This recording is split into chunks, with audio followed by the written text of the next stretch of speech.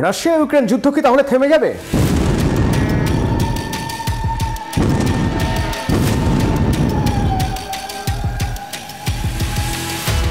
কবে থামবে?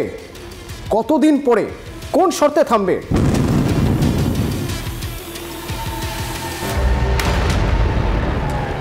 আদৌ থামার মতো কোনো শর্ত কি দেওয়া হবে? সেই শর্ত ইউক্রেন মানবে তো? রাশিয়া কি শর্ত দিতে পারে?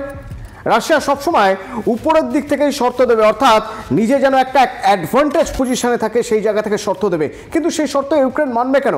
আর ইউক্রেনের না মানার পিছনে কারণ আছে, একবার ভেবে দেখুন। ক্যালেন্ডার বলছে 1180 দিন পার হয়ে গেছে যুদ্ধ, এখনো কিন্তু ইউক্রেন হার মানেনি। এইটুকু একটা দেশ রাশিয়ার কাছে, তাদের তো অনেক আগে হেরে যাওয়ার কথা ছিল, কিন্তু হার মানেনি। কেন হার মানেনি? তার কারণ পিছনে অন্য কোনো শক্তি রয়েছে, তাদের অস্ত্র যোগাচ্ছে অন্য কোনো শক্তি, ন্যাটো রয়েছে পিছনে।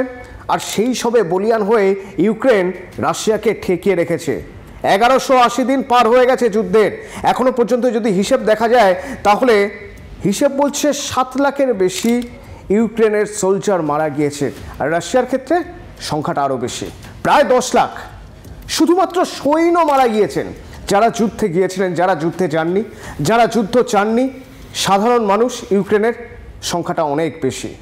ছেড়ে দিন, যারা মারা গিয়েছেন তাদের পরিজনদের কথা ভাবুন, যারা নিখোঁজ হয়ে গিয়েছেন তাদের কথা ভাবুন, যারা কোনো দিন ফিরে আসবেন না তাদের সন্তানদের কথা ভাবুন।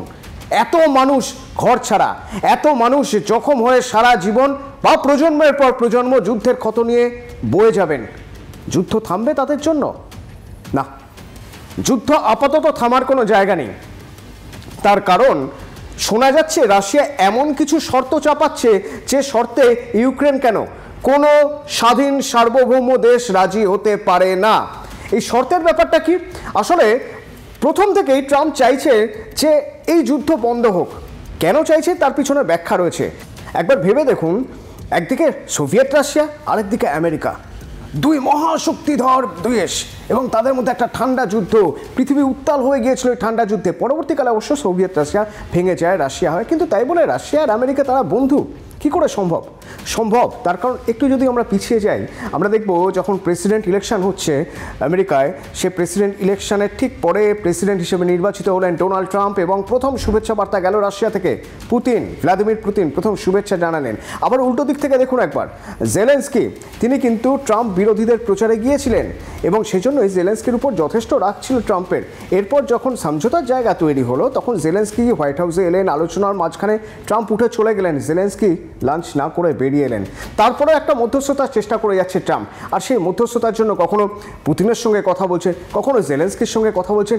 কেন বলছেন? ট্রাম্পের এখানে কি সুবিধা? অত্যন্ত গুরুত্বপূর্ণ একটা জায়গা। ট্রাম্প কেন দৌত্য করছেন, দূত হিসেবে সবার কাছে যাচ্ছেন? তো সে প্রসঙ্গে আসার আগে এই শর্তের কথা বলছিলাম না, শর্তটা একবার শুনে নিন। ট্রাম্প পুতিন প্রায় ঘন্টা দুয়েক ফোনে কথা হয়েছে, এবং সেখানেই নাকি পুতিন শর্তের কথা বলছেন। কি সেই শর্ত? না, এখনো পর্যন্ত রাশিয়ান সোলজার তারা ইউক্রেনের 1/5 মানে 1/5 জায়গা দখল করে ফেলেছে। তো এবার পুতিনের দাবি হচ্ছে ওই 1/5 অংশ তার চাই।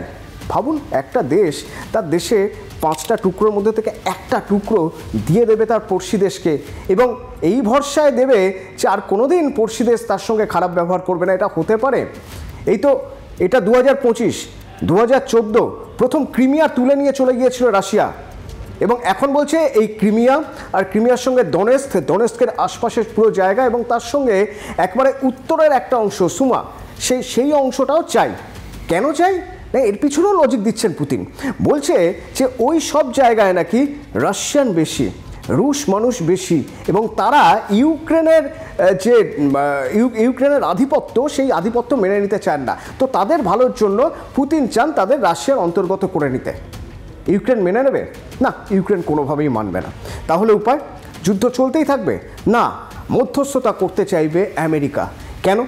তার কারণ আমেরিকার সঙ্গে জেলেনস্কির যা কথা হয়েছে বা আগের যে আলোচনা হয়েছে সেই আলোচনা অনুযায়ী ইউক্রেন তো বিপুল সম্ভাবনার জায়গা, প্রচুর পরিমাণে প্রাকৃত খনিজ রয়েছে সেখানে, সেই প্রাকৃতিক খনিজ সব কিছু ব্যবহারের একটা সুযোগ আমেরিকার হাতে এসেছে।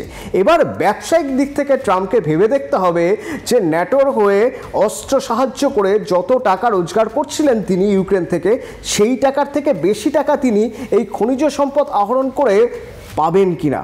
যদি সেটা পেয়ে থাকেন তাহলে তিনি চাইবেন যে আমি আর যুদ্ধের জন্য অস্ত্র বেচবো না, বরং একটা শান্তিপূর্ণ সহাবস্থান হোক, মাঝখান থেকে আমি আমার যা খনিজ সম্পদ তোলার ইউক্রেন থেকে সেগুলো তুলে নিয়ে যাই। সেই কারণেই আমেরিকা চাইছে যে রাশিয়া আর ইউক্রেনের মধ্যে একটা সমঝোতা হোক। কিন্তু জেলেনস্কি সত্যি কি এই সমঝোতায় রাজি হবেন? সে জানে তার পেছনে ন্যাটোর ব্যাকআপ রয়েছে, কিন্তু এই ন্যাটোতেও একটা বড় ভাগ রয়েছে ট্রাম্পের বা আমেরিকার। সুতরাং আমেরিকা যদি ন্যাটোর অন্যান্য যে দেশগুলো তাদের সঙ্গে বসে ঠিক করে যে ইউক্রেনকে তারা ব্যাকআপ দেবে না, তখন ইউক্রেন মাথা নত করতে বাধ্য। কিন্তু তখনও ইউক্রেনের কাছে রাস্তা খোলা থাকছে, তার কারণ আরও এক শক্তিধর দেশ, যে দেশ কখনোই চায় না যে আমেরিকা বন্ধুর মতো রাশিয়া আর ইউক্রেনের যুদ্ধ থামিয়ে দিক এবং দুই দেশের সঙ্গে ভালো সম্পর্ক রাখুক এবং অর্থনৈতিক দিক থেকে তারা এগিয়ে যাক। কোন সেই শক্তিধর দেশ? চায়না বা চীন। চীন কখনোই চায় না। তাই চীন এখন থেকেই বলে আসছে যে আমেরিকা কেন এর মধ্যে ঢুকছে, রাশিয়া আর ইউক্রেনের নিজেদের যুদ্ধ তারা নিজেরা সামলাক, দ্বিপাক্ষিক বৈঠকের মাধ্যমে সামলানো হোক, এর মাঝখানে ট্রাম্প বা আমেরিকা কেন ঢুকবে? এটা মেনে নেওয়া যায় না। আর যদি সত্যি সবাই ভালোর জন্যই এগোতে চায় তাহলে আমরাও রাজি আছি, আমরাও রাশিয়া আর ইউক্রেনের সঙ্গে বসে যাতে একটা সমাধান বেরোয়, অর্থাৎ কোনোভাবে নিজেদেরকে ভাসিয়ে রাখতে চাইছে, প্রাসঙ্গিক থাকতে চাইছে। আমেরিকা একা ক্ষীর খেয়ে যাবে এটা চীন চাইছে না। তাই বলছিলাম না, যদি সত্যি চাপে পড়ে আমেরিকার চাপে এবং রাশিয়ার চাপে পড়ে এমন পরিস্থিতি হয় যে 1/5 বা 1/5 দিয়ে দিতে হচ্ছে রাশিয়াকে, ইউক্রেন কিন্তু এত সহজে মাথা নোয়াবে না। কারণ জেলেনস্কির যা চরিত্র এতদিন ধরে দেখা গেছে, সেই 2022 থেকে 2025 পর্যন্ত, তাতে শেষ চেষ্টা, মরিয়া চেষ্টা জেলেনস্কি করবেন চীনের হাত ধরে।